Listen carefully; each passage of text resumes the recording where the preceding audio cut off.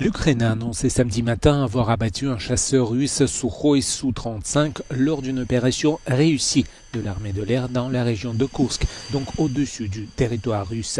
L'armée de l'air a ensuite publié une vidéo de contre-l'objectif prise depuis un drone censé montrer un avion ennemi détruit en feu. En absence de réaction officielle de Moscou, les blogueurs pro-guerre russes, les soi-disant Z-blogueurs ou 1000 blogueurs, semblent confirmer la perte de l'appareil. L'avion de chasse serait écrasé dans le district de Kolenevski, dans la région de Kursk. Le pilote aurait survécu. Pendant ce temps, la recherche des survivants continue à Kharkiv après une frappe la plus puissante sur cette deuxième ville de l'Ukraine.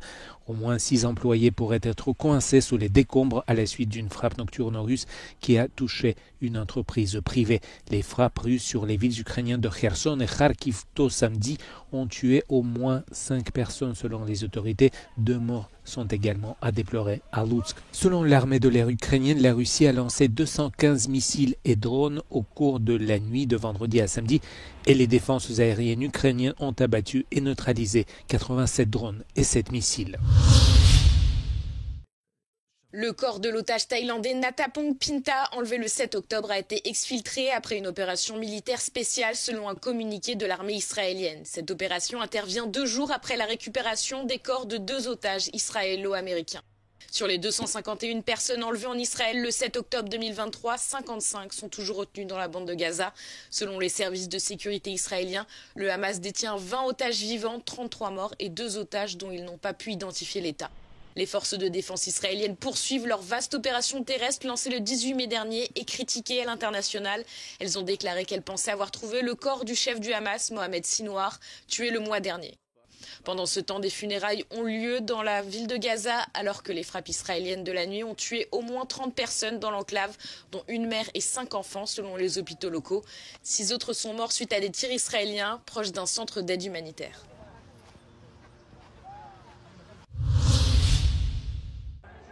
Les manifestants de gauche se sont rassemblés à Madrid samedi pour s'opposer au plan de réarmement du Premier ministre Sánchez. Les représentants des partis politiques Podemos, Izquierda Unida et Sumar ont uni leurs forces contre la proposition d'augmenter les dépenses de défense de 2 à 5% du PIB espagnol. Toutefois, selon une enquête réalisée en mars par le Centre de recherche sociologique, 75% des Espagnols sont favorables à l'augmentation des dépenses militaires. L'augmentation qui fait suite aux demandes du président américain Donald Trump et du secrétaire général de l'OTAN a déjà forcé Izquierda Unida à menacer de quitter le gouvernement Sánchez. Les manifestants redoutent en fait des coupes dans des dépenses sociales. La protestation intervient avant le sommet de l'OTAN qui se tiendra à La Haye à la fin du mois. Le même jour, un défilé de la journée des forces armées auquel assistaient le roi Felipe VI et la reine Laetitia s'est déroulé sur l'île espagnole de Tenerife.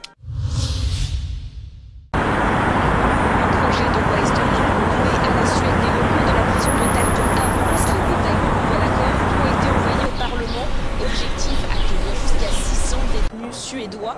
Grâce à cet accord, l'Estonie espère générer au moins 30 millions d'euros de recettes supplémentaires.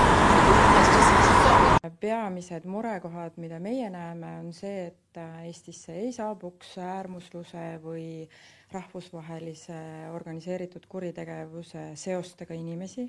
Näeme ka seda, et välisvange võivad hakata külastama isikud, kellel on seoseid äärmusluse või rahvusvahelise organiseeritud kuritegevusega. Concernant les peines, le ministre suédois de la Justice a affirmé que des meurtriers et violeurs pourraient être concernés. Les conflits sont aussi étudiés. Me pigem nii-öelda siis ei võta vastu ka selliseid kinnipeetavaid või võtta vastu selliseid kinnipeetavaid, kes siis on naised, lapsed vanuselt, tegemist on siis kinnipeetavaga, pigem selliste isikuvastaste kuritegude eest karistatud, narkokuritegude eest karistatud inimesed, kellel puuduvad sellised võrgustumise tunnused, et kes ei tohiks kujutada siis märkimisväärset ohtu nagu Eestile tervikuna.